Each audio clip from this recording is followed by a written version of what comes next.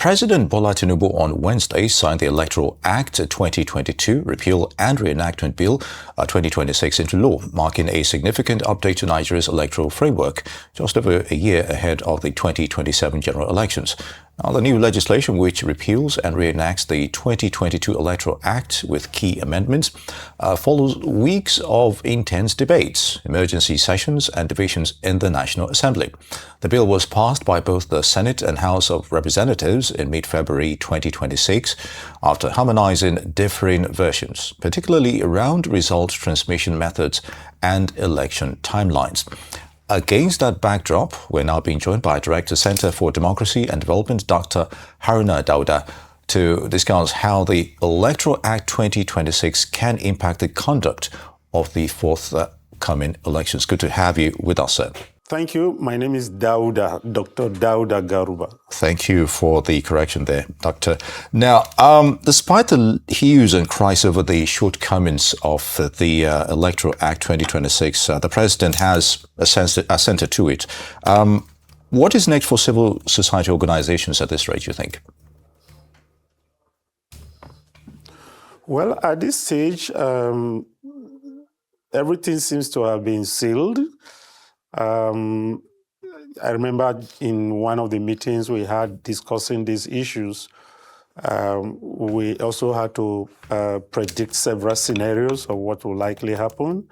And as civil society, I remember particularly I had advised that we have to paint different scenarios, and these scenarios should be categorized in terms of the worst case scenario and the best case scenario, and what I also had referred to as the probable scenario.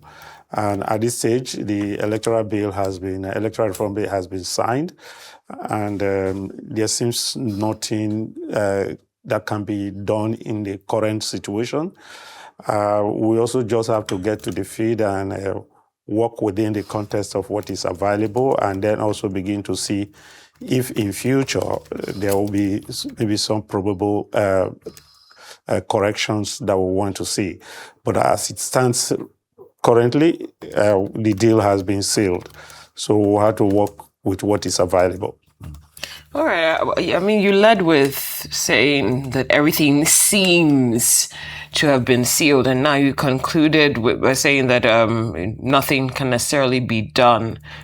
So for the CSOs or for Nigerians who might not necessarily agree to what we're calling this law and might want to still, seek probably a reversal or a review, are you saying that there's no other form of communication that can happen after now? Well, except there is possibly another bill immediately seeking for a reversal of this within the context of what we are facing. There is an electoral bill that currently exists, and that electoral bill is what we ordinarily did not had anticipated. But like I said, we are going to have to try out this probably after another elections. If there are also lacunas that we will also be identifying, we can again also have to put all these together as issues to be addressed in another proposal. But Dr. Garba, you're saying, let's wait and see, let's try this out. At what cost? That's what usually happens. What happens in between is often what Nigerians dread. Looking forward to another election where things might be different, and then we're maybe taking 2 or 3 steps back. We listened to Mikey Guinea just a few days ago, and he was very disappointed with the way things are playing out. So why is the government appearing quite not unresponsive to the plights of Nigerians and CSOs that want to have the framework for a free and fair election? Why do you think that's the case? Well, I think people are protecting interests, but if driven by genuine democracy, I would have ordinarily expected that people key in on what the people wish. Democracy all over the world is not practiced in a similar manner. it is expected that the interests of the people should drive the actions of political office leader, particularly the legislature, who, by virtue of their standing, represent various constituencies. I'm sure if you were to take a vote across the country in these constituencies, you are likely going to find the majority voting for what has happened with particular respect to real-time transmission of results of elections. But like we have it, they didn't give it to us, and we are bitter about this. But even in expressing that bitterness, we have to do that within the framework of the law. Very good, Dr. Garuba. Now, earlier on, you were talking about the, working within the context of what is available. So, what can you identify as the positives of the Electoral Act 2026, despite emphasis on the manual and electronic transmission of results debates while it lasted? Well, the fact is that was, all over the world, electoral laws are amended based on historical challenges that people experience when they try out the law. And based on the 2023 experience, talking of the 2023 elections, Nigerians actually identify this as a big gap with particular respect to the transmission of the result, which is why they ask that for votes to reflect the true consent of the people who cast them, we need to have a real-time transmission of these results. But for me, I'm not sure that almost all the people that were involved in this process, they saw something as important as that transmission. Also because of the kind of gap it revealed in 2023. So to so many persons that you want to interact with, some are concluding that if that was not corrected, to them, they feel that even the 2027 exercise is not going to be any different from the past. So that is the concern of many people. But we are not going to start abandoning our responsibility as civil society as a result of what has happened. We are going to follow up the process and also ensure that at least, like I said, work with what is currently available, but still insist that we can do better. But this is also not to say that across the world, people move up with technology along this line. I still know of a country, for instance, Zambia, where even ballot boxes do not even exist. You just pick a pebble and you do your votes, and votes are counted. As big as Germany and also technologically advanced as Germany is, Germans don't do electronic voting. And if you ask an honorary German, the likelihood is that they will tell you that they trust humans much more than they would trust machines. But again, like I said, these the historical experiences of various countries and their people determine what they want in every of their elections.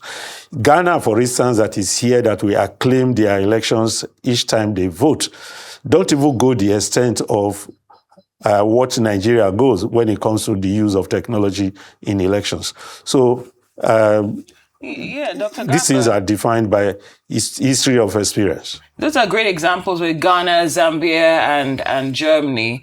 We're supposed to be the giant of Africa, right? Setting the pace and looking at the budget again. There should be expectations to match that budget. But either way, here we are. Based on what you've told us so far, do you get a sense that we might see a large occurrence or significant occurrence of voter apathy based on those who feel relatively disenfranchised even with the process so far? Well, talking from disillusionment of the 2023 exercise, this seems to have, again, in a sense, compound that problem, and people are already indicating that. in any case, there might be some big work for civil society organization to do with particular respect to reactivating the interests of Nigerians in terms of their willingness to come out for the elections. So we have huge work to do here, and we are not going to relent. We are not, with particular respect to taking on our social responsibility or civic responsibility in this sector. But I must tell you, after that, after what has happened, a lot of people are feeling dejected and disillusioned. Indeed, Dr. Garuba. Now, despite the imperfections of this act, as it were, what should the electorate and CSOs be doing to protect people's votes? Maybe some more vigilance, you think? For me, rather than the disillusionment that I just spoke about, the citizens must seek to now be fully involved in the process. So I think what most people are thinking is that all these are happening because people just want to water down the interest so that there will be more opportunity for people to use their chances in the register. For those who are disillusioned, the chances are that their own space will be used by those who are hell-bent on rigging elections in Nigeria. So for me, rather than that disillusionment, I would rather advise citizens to be more interested in what happens, to see the mileage that we can go with, even the little, with what is contained in the current, what do you call it, electoral act. So for me, citizens should be more involved now, and let's see how we drive the process forward. But one thing I know that I'm not taking away from this is that a lot of those people who play this inglorious role, particularly the 55 senators who had to vote, the National Assemblyman who had to vote in the way it has happened, some will be victims. If we have their names after the primaries, we might just be good in taking notes of them and see what happens to them after the election. And in one way or the other, some of them might just be victim of what they helped in institutionalizing. Very well put, Dr. Dauda Garuba. We'd like to thank you for your submission on this very important topic. We appreciate your time here on Newsday. Thank you so much.